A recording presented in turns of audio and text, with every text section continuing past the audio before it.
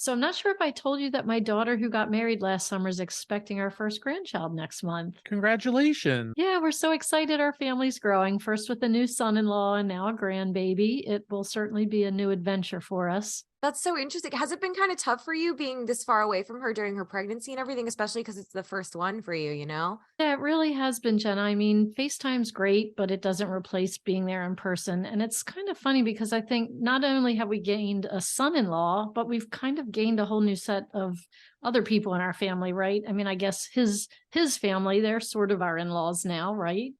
Yeah, and you're probably at this point taking those BuzzFeed surveys, like which in-law am I, trying to figure out if you're the good or the bad one. Yeah, I think that's what I need to do. More like, am I the controlling one or the favorite one who swoops in for a fun times or to help with the big project? I don't know. I mean, I think it's interesting. I guess maybe for me personally, it's a little challenging just trying to navigate all these new relationships, long distance.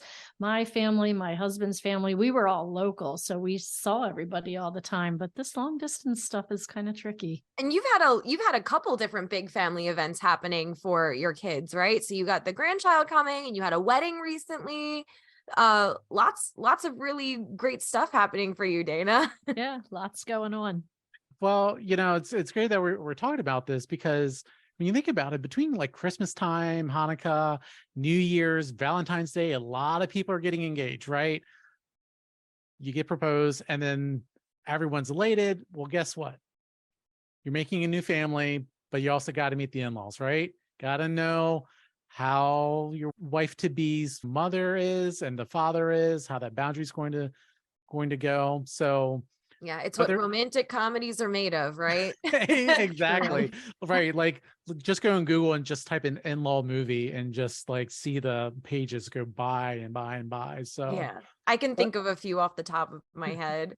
right. And speaking of all of that, our two guests today are really well versed on the topic of in-laws and relationships with your in-laws. Our two guests today have surveyed more than 1,500 in-laws, so that way you don't have to. We have professors Geoff Greif and Michael Woolley from the University of Maryland School of Social Work here today, and they are the authors of the book In-Law Relationships: Mothers, Daughters, Fathers, and Sons, which was published back in 2020.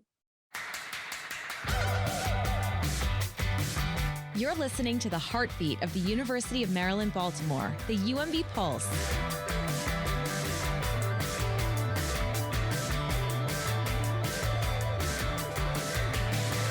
All righty. So welcome, Geoff and Michael. I'm hoping you might be able to give me some guidance as I navigate my own family trajectory, but also help our listeners who are new at this in-law game too.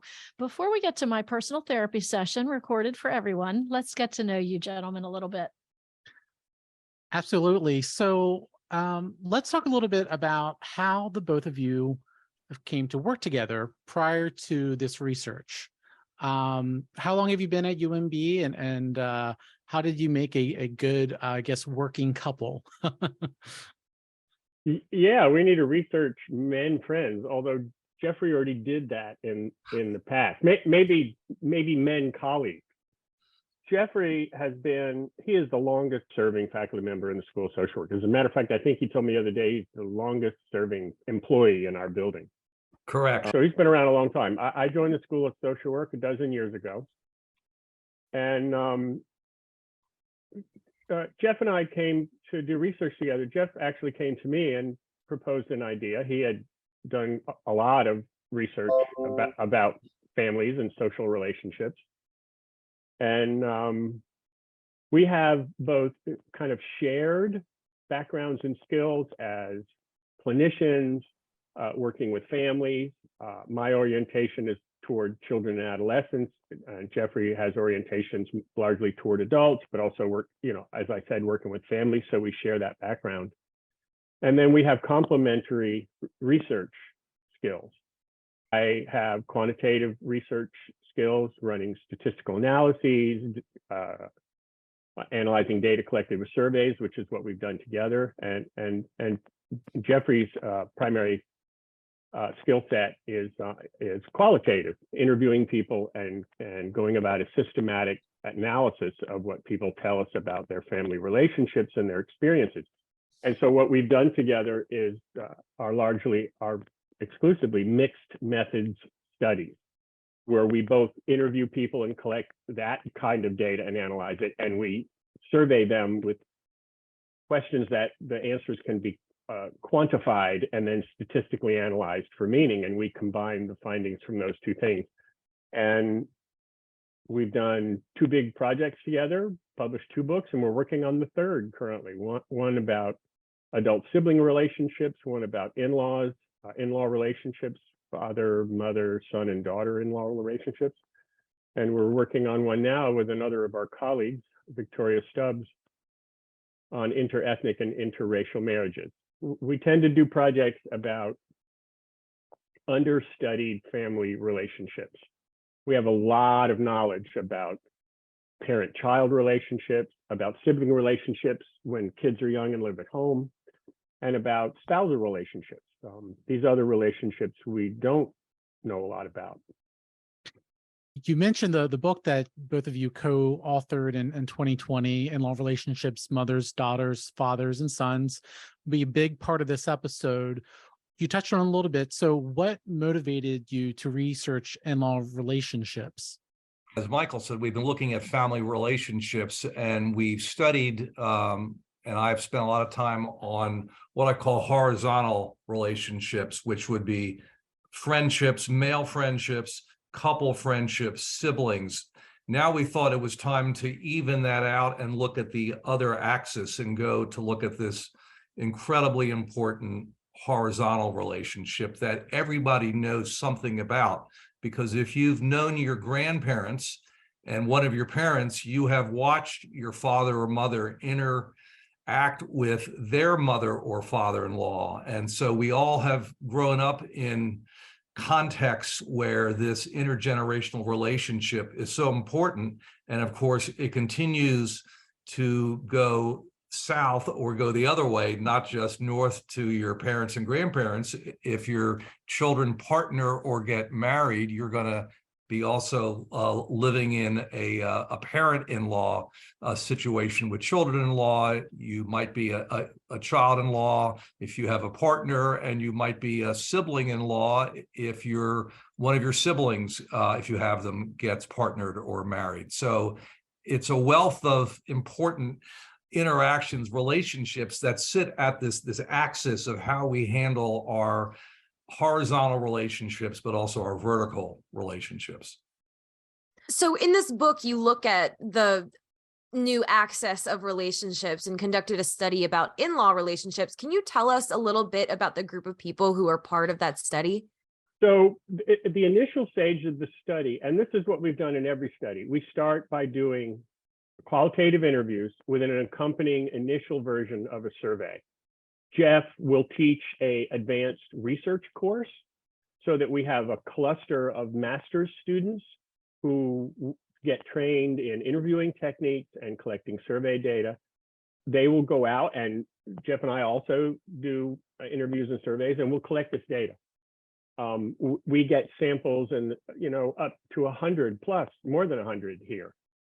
We analyze that data. We learn a lot from that initial data collection, and that can be a fairly varied group of people. We ask these students to interview people they know, interview people that they that have 1 or 2 degrees of freedom away from them that may fit, someone with adult siblings, someone who has in-laws, etc.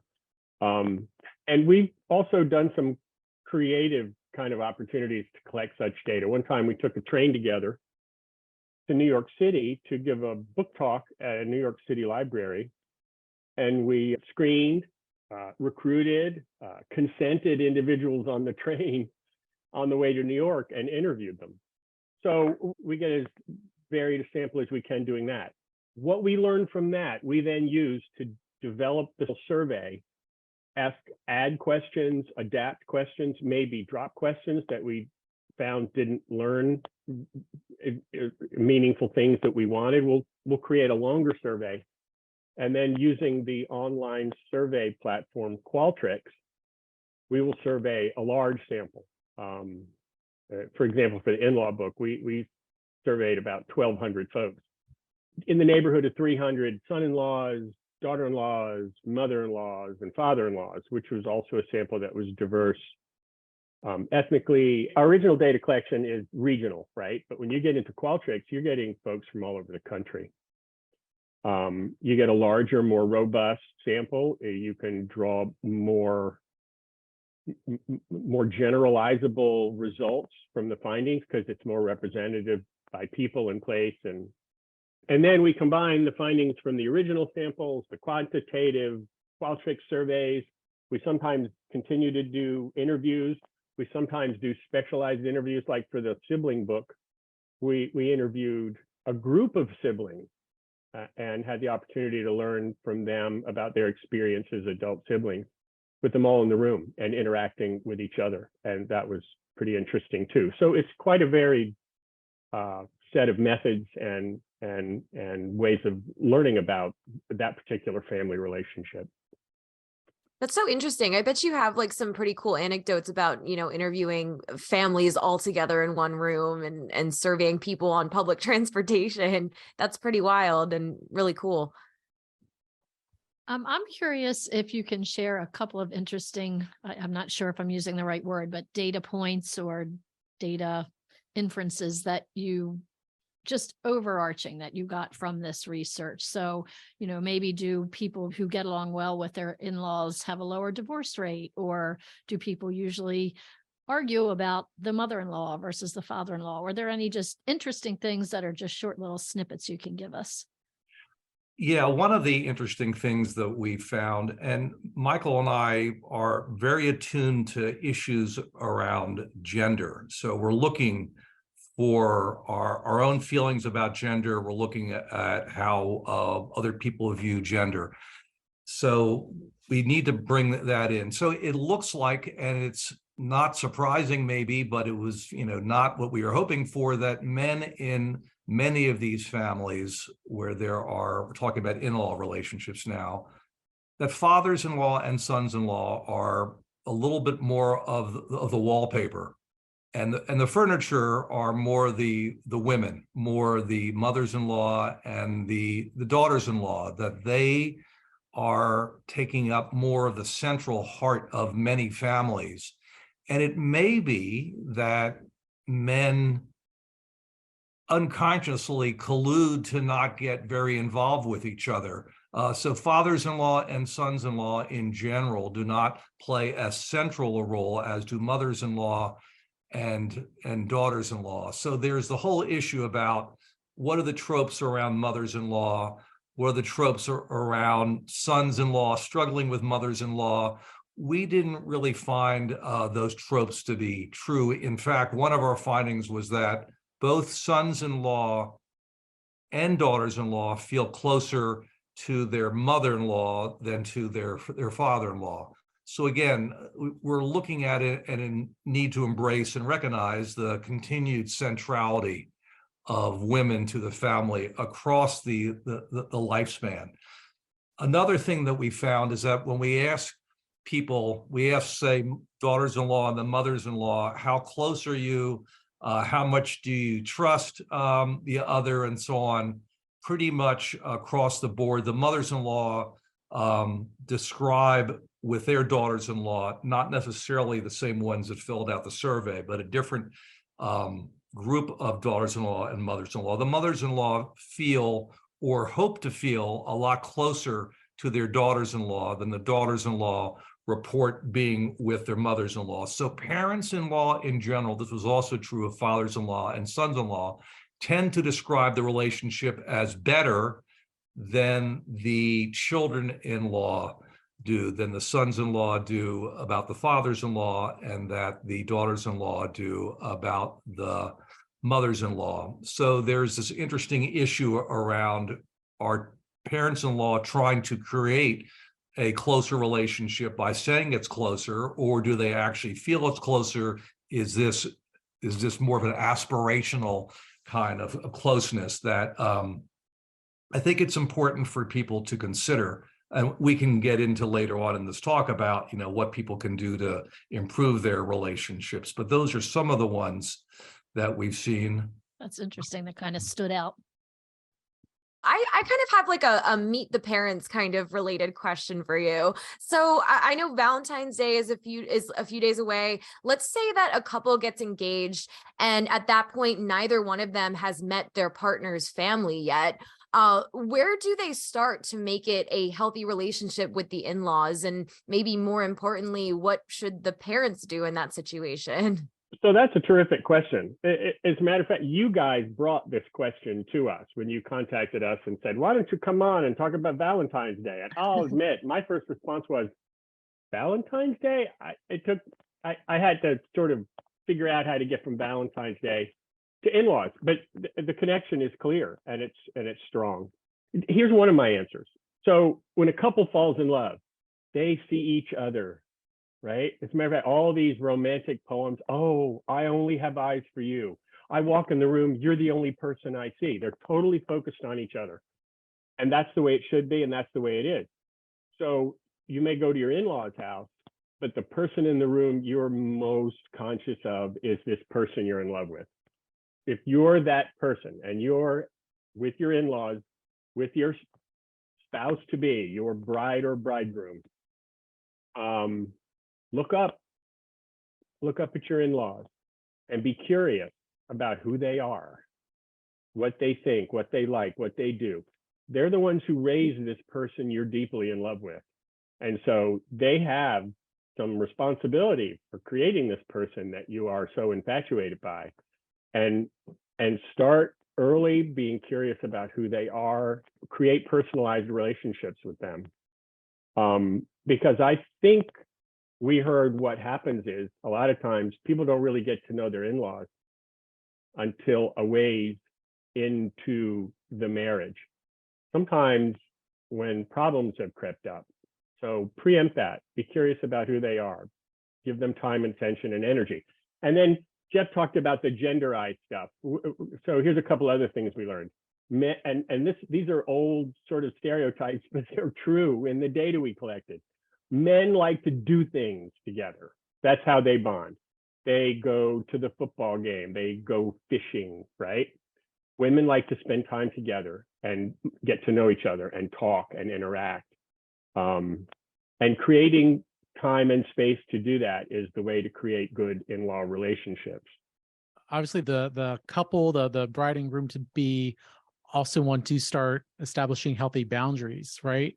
And so where do you start with that? So now you've gotten to know them. Maybe you're doing the bonding, maybe you're doing the talking.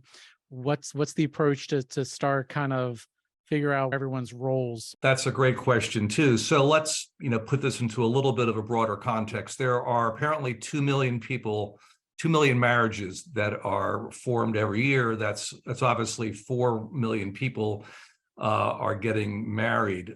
Speaking of Valentine's Day, apparently 5% of proposals happen on Valentine's Day. So let's call it the most romantic day of the year. And what happens with that marriage is that 3 new families are born.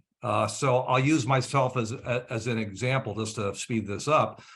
When I got engaged, I was forming a new marriage with my wife, but I was joining her family and reshaping that family as she was joining my family of origin, my siblings and parents, and reshaping that. So 3 families are forever changed when there's a marriage because of the additions of people. We could also talk about change from subtraction in case the person that I had married wanted to pull away from her family, or in case she wanted to help me or I wanted help in pulling away from my family. That would be a shift in family by subtraction, not just by the addition. So there are many different formulations, and one side of that may be added to, the other side of that may be subtracted from.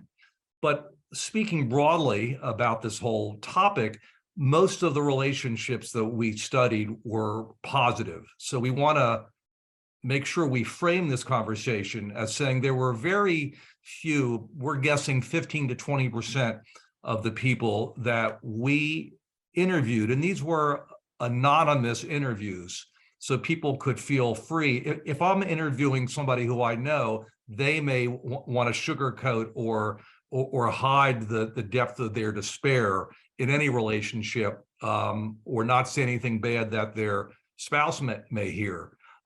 These are people that were totally not on this. And so we estimate there's about 15 to 20% that are in deep trouble. A lot of these relationships, the extreme end, there are some really fabulous relationships where women and men find children-in-law or parents-in-law that meet long unmet needs. Maybe if I grew up without a father and I can attach to my wife's father, that helps to really help me to become a more secure and healthy human being. So that's another thing that happens. But the broad group is 70%, we can say 65% say, I understand my father-in-law and mother-in-law. Yeah, I'm not crazy about them, but if they keep my wife happy, and remember, we need to look at the spouse as the key to many of these relationships. So most of these work in a mature way of thinking about how these relationships work is in fact that, yeah, I get my mother-in-law, father-in-law, I don't mind them. Do I always want to hang out with them? No, but if it makes my wife happy, sure, I'm happy to do it up to a point. So I think it's important to frame that most of these relationships do work and some work fabulously well. So I think your question, Jenna, was really interesting. I mean, I'm a mom of 5 adult children, and I cringe thinking that maybe I would be meeting the in-laws for the first time, like the day before the wedding or after they get engaged, because I grew up in an environment where everyone knew everybody.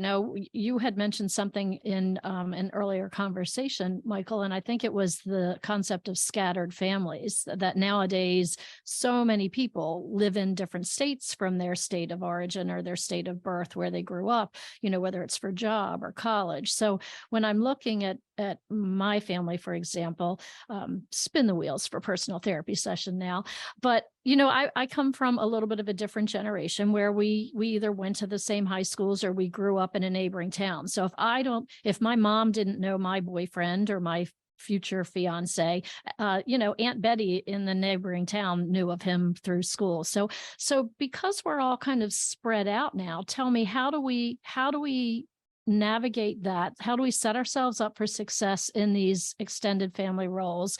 And then also, is it important that we try to be friends with these in-laws who might be in different states?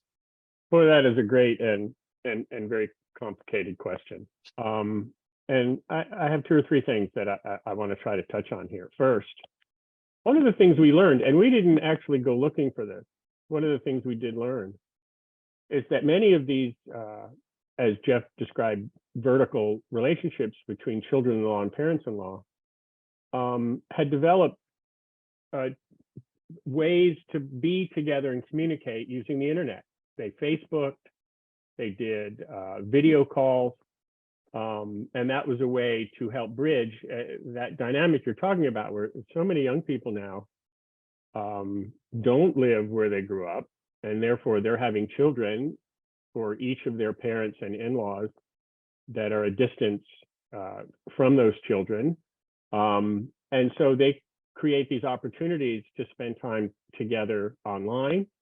The other thing that happens is there's this dynamic where, let's say, one set of in-laws, parents, grandparents are near the couple, one is a ways away. It's easy to sort of assume the one that's close by is going to have the better relationship, which isn't necessarily true. And there's a couple of things that I can add to that. One of the things we found is, to an extent, the more time that the children spend with in-laws, the better the relationship. But there is a breakover point, seeing each other on an approaching daily basis, where the quality of the relationship actually starts to suffer. That you can you can be around your children as an in-law too much. And Dana, you mentioned boundaries before. This is a critical dynamic that I'm glad we're touching on. Geoff talked about this new family that's formed by the couple and 2 families that are forever changed. That new family has to have space It has to have boundaried space to build that new family, because those two in that couple, that other person in that couple should become the most important primary person in that person's life. And that's going to cause friction with mother and fathers-in-law who might have previously, like, you know, this, if let's say a woman in this couple might have been a daddy's girl, and that was a primary relationship, or regardless of the makeup of the couple by gender, etc., they may have had primary relationships with one or the other of the parents. And the members of the couple need to turn to each other and work together to create this space for this relationship to develop and get strong and last. And this is the hardest part, Dana, for the in-laws. The in-laws need to allow that to happen. I just thought of an anecdote from some of the qualitative data in the book. This mother-in-law we interviewed, she was a mother-in-law to a daughter-in-law, and the son was very sick and in the hospital. And he asked for something. The mother-in-law and the daughter-in-law ran to get this thing that the son wanted. And the mother-in-law had this insight: I need to let her do this. And when she did that, it was like she had this insight that she needs to allow this spouse of her son she loves so much to be that primary person. A little bit of this is based on your preference. Do you want to be the set of in-laws that want to be tapped for everything because you're close by? Or would you like to be at a distance where you swoop in for an extended weekend and have your time and leave? Yes, in fact, and that's the situation in which I find myself. Both of my daughters live in Boston, and they have their in-laws right nearby. And so sometimes we feel like we're missing out on the daily stuff, but when we go up there, we stay at their homes. So we have a more intense 48 hours and see them at all hours of the day. And I think sometimes the in-laws up there that maybe live between 5 minutes and 45 minutes away might miss some of that. A lot of this is, I guess, stuff around personal boundaries too. How much space do we each need? Do I want to go from my somewhat solitary existence in Baltimore with my wife and jump into 8 people up there because each of my daughters has 2 kids? So it's a lot of trying to figure out who feels comfortable with whom. How well do I get along with my sons-in-law? By the way, it's easier for grandparents, I hate to tell you this, Dana, if they have daughters, because they get more access to grandchildren. If we talk in general about men's and women's roles, and women tend to be the gatekeepers to children still more than men are, that a lot of mothers-in-law struggle with figuring out how to interact with their daughter-in-law and hence the grandchildren. And that's another topic we can get to at some point. I kind of want to back it up to what you were talking about as far as positive relationships versus negative relationships with in-laws. And you had said that it was kind of a smaller percentage of people who reported in your survey having a not so easy or happy relationship with their in-laws. And I kind of want to talk a little bit more about that and zoom in on that statistic. So if the relationships with in-laws are complicated or contentious or maybe disappointing, should couples be trying to fix them, or is it just a matter of trying to find a way to coexist with them? Wow. Okay, that's a really good question. So are you guys familiar with the Dostoevsky quote? Happy families are all basically happy in a similar way, but unhappy families are all unhappy in their own particular way. That was incredibly smart and insightful, and it applies here. The families that are very unhappy with their in-laws, there's often prior family relationship struggles that are getting echoed by and playing out in the in-law relationships. I can think of one where a father who was not around much when a daughter was growing up, and that gets echoed in difficult, conflictual, complicated relationships now with his adult daughter and his son-in-law and the grandkids, which he forgets their birthdays and things like that. So some of this, and we talk about this in the book, that if you want to fix problems in your family, the first thing you have to do is take a really tough look at the trajectory and the history and how you got there. Because sometimes these struggles take a long time to get as awkward and difficult as they are. There's also situations that come up.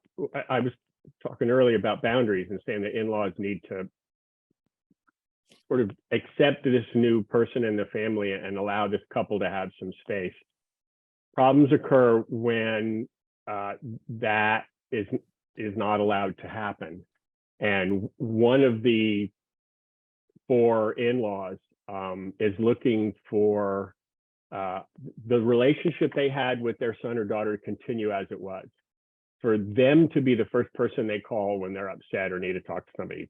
For example, to talk to your child every day when after they're married is probably not realistic. And what that creates is what we call in the family therapy field a triangle, where 3 people, one on each corner of the triangle, have some conflict or imbalance that takes over a couple legs of that triangle. So if a father-in-law wants to talk to a daughter-in-law every day, and that is somehow interfering in the time, attention, and energy that daughter-in-law gives to her spouse, that's putting that daughter-in-law on the sharp corner of that triangle, creating conflict between that father-in-law and that daughter-in-law spouse. And that's something to watch out for. As he said, 10 or 15% of these families had real serious struggles, and they all look different. And the solutions are more complicated for those families. We can give sort of insights. I talked about being curious about your in-laws. In-laws allowing space for this new person, letting them have a role in holidays when everybody has to, this person makes the mashed potatoes, this person makes the dressing. We'll create space for this new person so they feel included.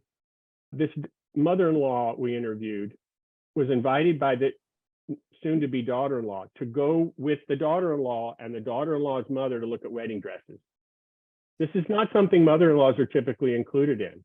That started that relationship off on a great start, where that mother-in-law was included. In other words, these triangles can be conflict. They can also be exclusion. These 2 people are leaving this person out. Let these new people in, include them, include the father-in-law, include the mother-in-law. Again, you're marrying 2 different styles of families very often. 1/6 of marriages now in the US are interracial or interethnic. 1 out of 3 are interfaith. So you've got people coming from, perhaps, not necessarily, pretty different backgrounds, at least, or backgrounds as perceived by society and perhaps by them. So you have to figure out a whole new way of working. And there are also very distinct styles of communication in families that we found in our research. There are families where, for example, if I have an issue with my son-in-law or my father-in-law, I could go directly to him. So that would be a direct line of communication.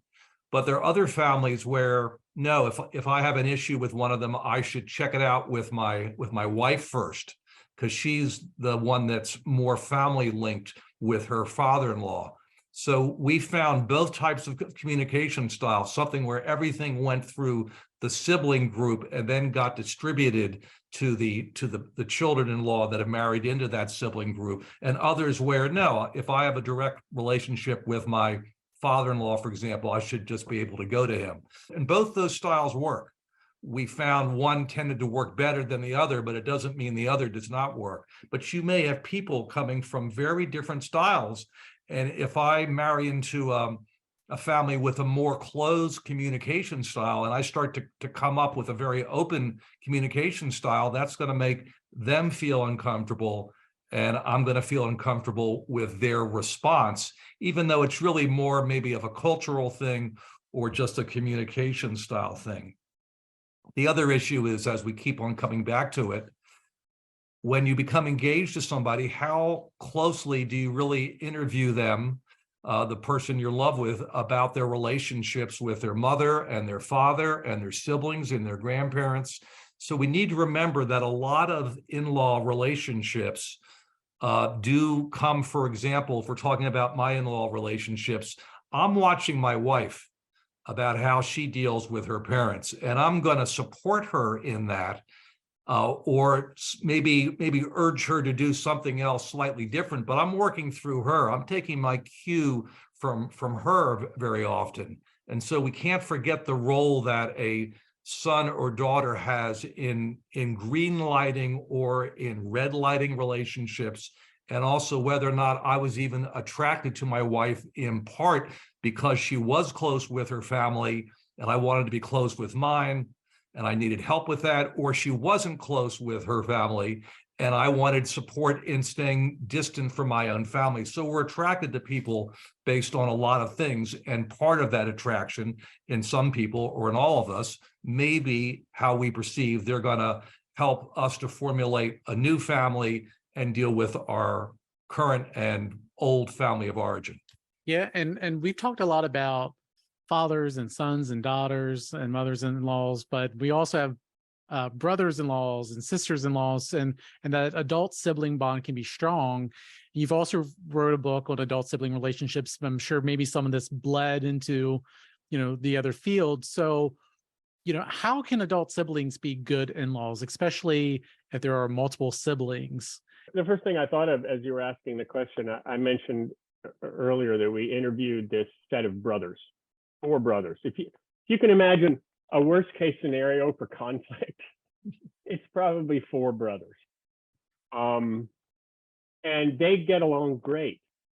They respect each other. They like each other. One of the insights they gave us is we always assume good intentions and the best possible meaning behind things they say to each other. Everyone's experienced misinterpreting something someone said, and that creating conflict that gets wound up. Well, they always assume the best. And what was really fascinating is, and this wasn't planned, we're interviewing the 4 of them. Their wives were all there, sitting in chairs back behind them.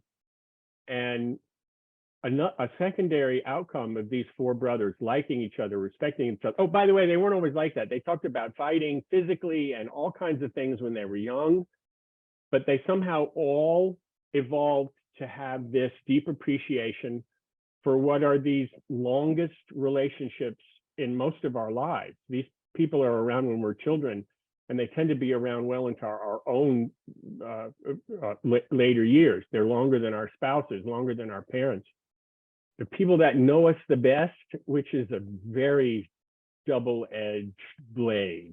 They know how to say things that cut the deepest, and they know what to say when it's most needed and in the worst situation. But these guys loved each other, and you know what happened? Their wives ended up being strong, tightly, a cluster of friends as well. We in fact made a video of these guys, and I think they are a walking lesson on how to have strong, positive relationships with your siblings. But we also saw siblings and interviewed siblings who were at the other end of the spectrum, who were cut off. And that's the family research term for folks who, for whatever reason, don't even speak anymore. And it's a sad situation, but siblings get in that. I was talking before about problems in family echo into the next generations. The sins of the father are revisited on the sons kind of idea, which is absolutely true. Kids who grow up in abusive, neglectful households, even though they are a collective set of victims of that, it's very sad to see, but later in life, that abuse and neglect, that trauma, ends up having a very negative, profound effect on their relationships as adults. And I mean, as a clinician, I've worked with folks to try to mend these cut-off relationships. And it's very painful and it's very hard. It takes one person to be vulnerable, to reach out, to step up, to take a chance. I will say there are times when cut-off relationships are a legitimate choice on the part of the person's cut off, because the person they've cut off is toxic to the point of whatever they may get from recreating a relationship does not justify what they have to deal with. I work with families, it's startling, but they don't even remember what it was that cut them off. What happened was so long ago, and I would argue so insignificant that it's lost to time. They just know we never invite him to holidays. We never talk to him. He's not a part of anything.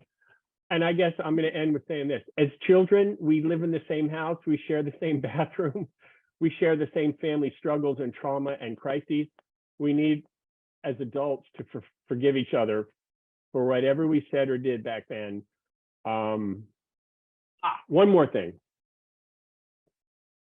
We regress when we're around our family of origin. And this is a profound thing to understand. When you're 25, even 35, and you go home for Thanksgiving, you might find yourself behaving as if you're 16. When we get out of our family, we continue to evolve and mature in the world. We create new relationships, not just spousal like we're talking about, and new in-laws and other families, but friends, colleagues. But somehow when we go back with our family, we go back to being the person we were. And I've told this to many people, and they come back and they go, I didn't believe you when you said that. And then I watched myself do it. So here's the lesson. When you go be with your family, try to be aware of that and try to show them who you are now, and don't start behaving like the difficult 16-year-old you were. And try to see your siblings as adults for who they are now, and try to learn about who they are now, and learn to appreciate and love who they are now, instead of interacting with them the way they were when you went away to college at 18 or went away to work on an oil rig at 18 and they were the annoying little 13-year-old little brother, because that's not who that person is anymore. Well, I just have to laugh when my children, who are all adults, all with jobs, all responsible, come in, and the first thing they do is go to the refrigerator to check and see what's in there. Let's go back and talk a little bit. I did hear your interview that you both did with Tom Hall on WYPR's Midday a while back, and I'm curious, and Geoff, you mentioned this before, the situation where you live here in the Baltimore area, your daughters live out of state. I'm in that same situation. So hearing you talk about kind of the grandmother of choice, or the family who's there all the time versus the family who just drops in and has this wonderful weekend. What is your advice for the distanced grandmother? And yes, I am personalizing this. I mean, you mentioned FaceTiming earlier and things like that. What does your research show in terms of making those relationships work? That's a great question, and it's one we're all going to struggle with, and it'll change as children age, as the grandchildren age, because grandparent with a 6-month-old is very different than a grandparent with a 6-year-old, or a grandparent with a 16-year-old who's going to say to me when I come up, oh, hi, Granddad, nice to see you. Now let me go back to my phone or my friends. Right. So we have to understand that their need for us, their connection to us naturally changes with time. I think if you've got the in-laws living in town and you're out of town, I have a great piece of advice that worked for me, which I learned from one of the interviews that we did and that one of our students did.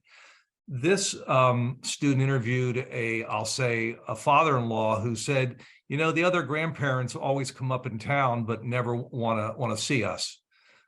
So let's take a look at that. So if my children's in-laws are in Boston, near them, and I fly up to Boston with my wife on a Friday afternoon and I'm leaving Sunday afternoon, I want to see my children and my grandchildren. I don't want to spend time, even though they're all very nice, I don't want to spend time with my son-in-law's parents, especially. I will if I have to, but I'm not flying up there to see them, quite frankly.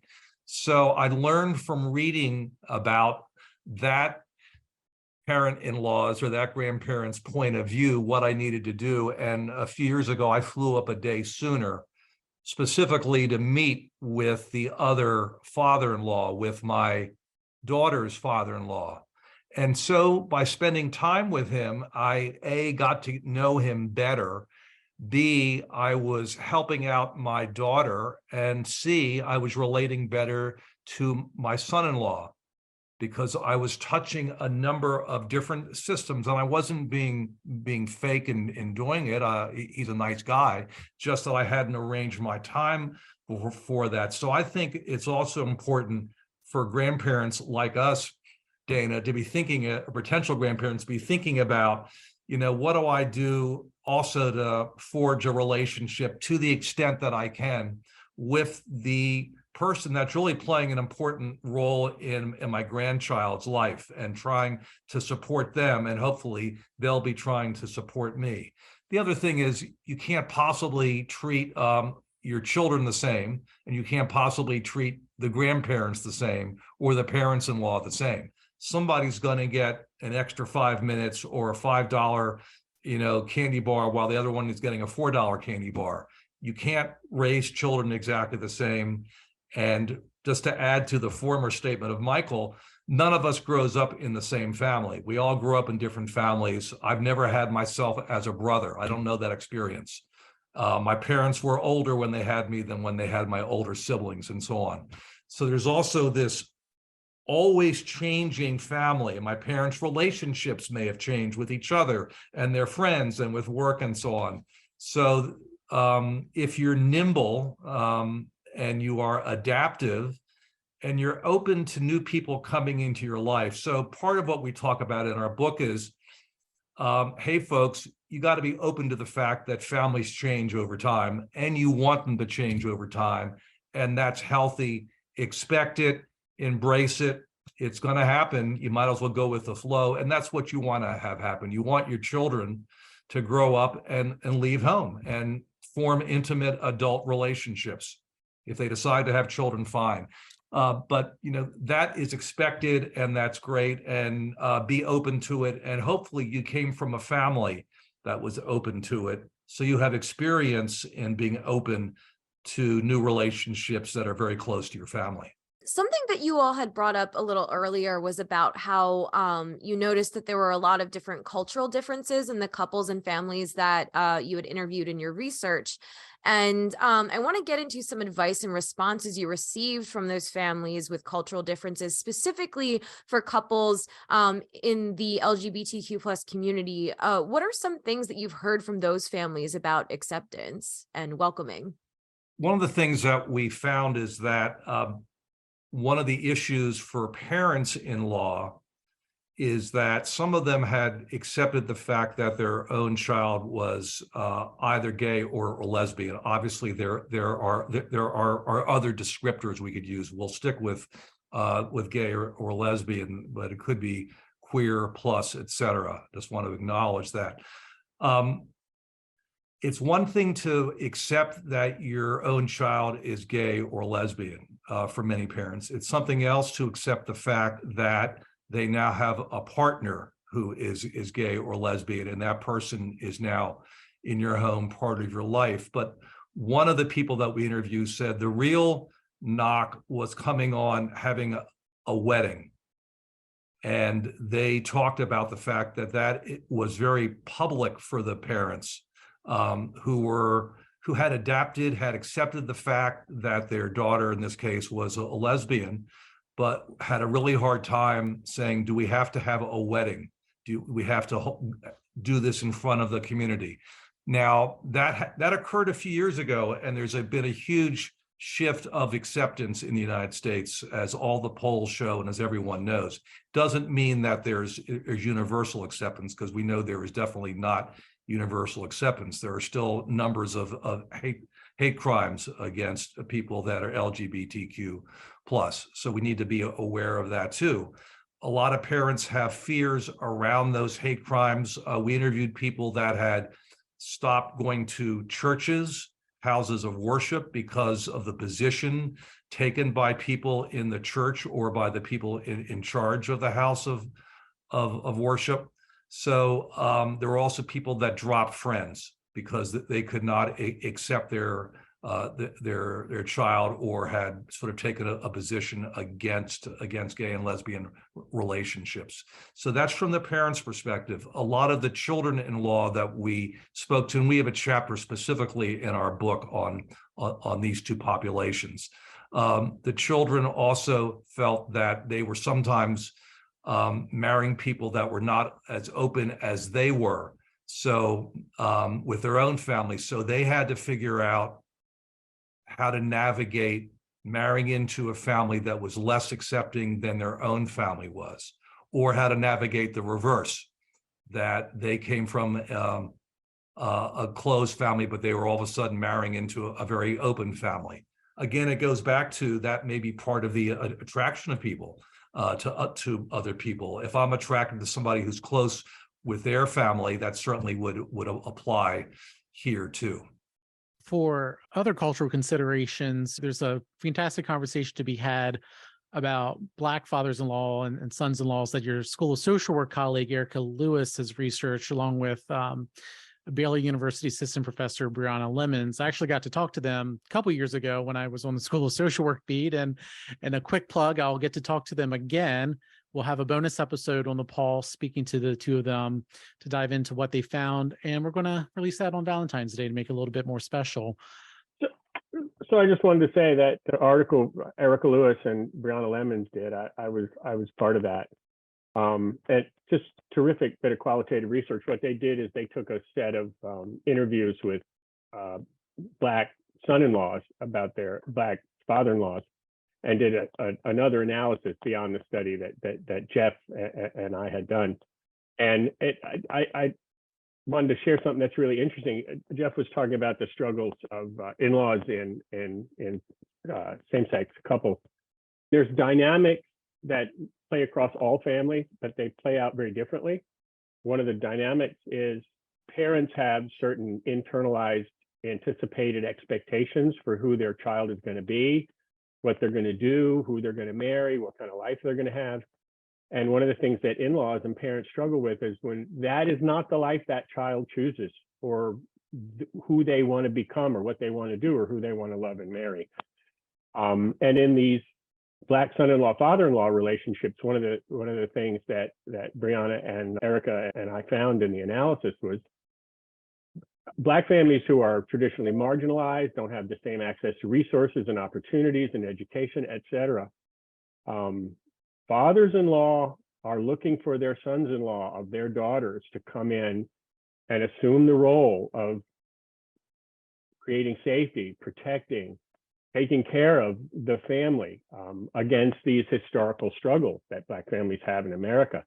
And that until a son-in-law demonstrates, validates that he can do that, whether by showing up at events and being that guy, or the father-in-law hearing that from other people, that father-in-law and son-in-law relationship struggle until the father-in-law feels like that son-in-law can be the kind of protector of the family that he expects.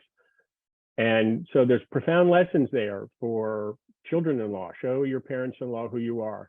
And for in-laws, you might need to let go of the deep internalized expectations you had for who your child was going to be and who they were going to spend their life with, and look at who they did choose and learn to love and cherish and get to know that person. So you mentioned earlier that you're doing research on interracial marriages, right? What are you finding out so far there?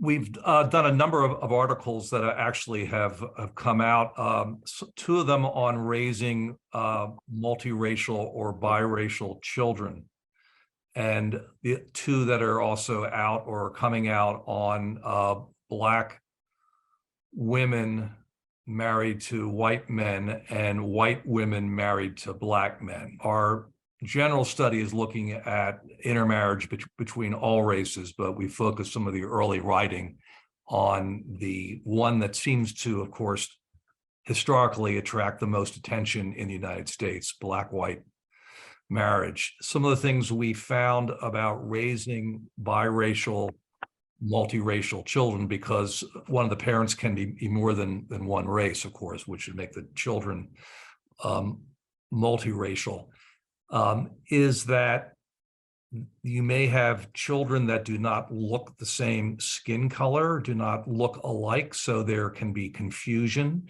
when showing up someplace with one parent or both parents. There may be a child that does not look like the parent in terms of skin color. So when going places, they are not assumed to be together. All these are anywhere between a microaggression and a macroaggression. We make assumptions about people based on who we think they should be with, and even forgetting about the children when a biracial and interracially married couple goes to a restaurant, unless they're holding hands, a person might think that they aren't even together as a couple if they're waiting in line to get a table. So these couples are often, and their families, constantly on guard. It depends a great deal upon the part of the country in which they live, though. So people on the East Coast and West Coast in urban settings, because Maryland has great diversity too in its approaches to the life between Baltimore and the Washington suburbs and the western part of the state. You can have a very comfortable feeling being around and out in the neighborhood, in the community, or you may think, gee, we're the only ones here, and why are people staring at us? Other research has shown that people in interracial couples might avoid traveling together on a bus. They may go on the bus and sit apart to avoid any kind of attention. They may have the white person be the one that returns something to a store, even though it's the other person of color maybe that has bought the item. There are all kinds of ways that these couples have learned to navigate their lives, and they go from the extremely wise ones that we've interviewed. We've got people that have given very good advice about how to react, and it's all highly personal, how one chooses to react, how you read a situation. Do you ignore it? Do you pay attention to it? Do you not even frame it as being something that is a microaggression? You just go on with your life. So there are hundreds of different reactions that people have found that are effective in working with it, with microaggressions or outright racist responses. Well, we've covered a lot of topics in our chat this afternoon. So thank you both for being on. And I'm certain probably between the five of us, we'll hear of someone who gets engaged in the upcoming days, and we'll be sure to tell them to listen to get some good tips on how to make their new in-law relationships work. Likewise, you've done a lot of interviews and blogs on this topic, so we will make sure our listeners can connect to those through our website. And we'll include the link to Geoff's appearance on Face to Face with President Bruce Gerald from 2020, the midday interview that we mentioned, and of course, the link to your book. Thank you, gentlemen, again, for being on the program. Thank you so much. A lot of fun. Thank you, Dana. Thank you, Jenna. Thank you, Charles.